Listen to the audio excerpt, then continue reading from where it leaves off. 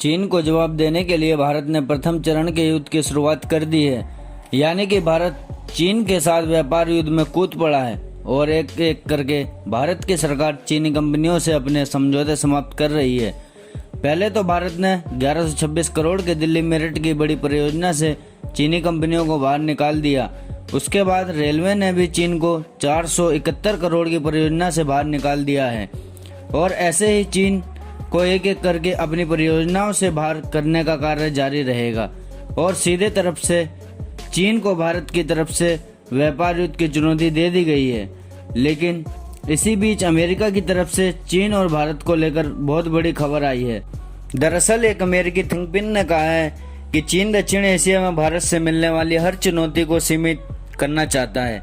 Report में सबसे बड़ी बात कही गई है कि चीन भारत को असल चुनौती मानता है, क्योंकि भारत चीन को परंपरागत तौर पर अपने से ऊपर का दर्जा नहीं देता, बल्कि भारत को चीन अपने बराबर ही मानता है।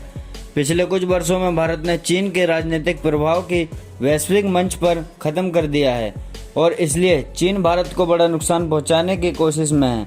हालांकि इस रिपोर्ट में कहा गया है कि अगर अमेरिका चाहता है कि भारत दक्षिण एशिया की कमान संभाले तो इसके लिए अमेरिका और जापान को मिलकर भारत की अर्थव्यवस्था को, सैन्य ताकत को और भी मजबूत करना होगा।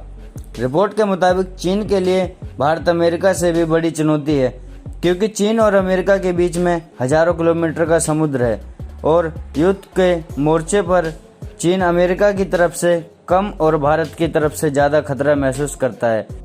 रिपोर्ट में सीधे तौर पर कहा गया है कि दुनिया को चीन के बढ़ते खतरे और विस्तारवाद की नीति से बचाना है तो अमेरिका और जापान जैसे देशों को भारत के हाथ और भी ज्यादा मजबूत करने पड़ेंगे, क्योंकि चीन के पड़ोस में कोई देश टक्कर देने की ताकत रखता है तो वह केवल भारत ही है, क्योंकि भारत बड़ा लोकतांत्रिक देश है। भारत के पास चीन का मुकाबला करने के लिए एक बड़ी और शक्तिशाली सेना भी है, जो कि चीन के किसी भी पड़ोसी देश के पास नहीं है। इसलिए पारंपरिक और सामुदायिक तौर पर भारत ही चीन को चुनौती दे सकता है और बाकी देशों को भी भारत की सामुदायिक शक्ति को मजबूत करने में पूरा कोशिश करना चाहिए।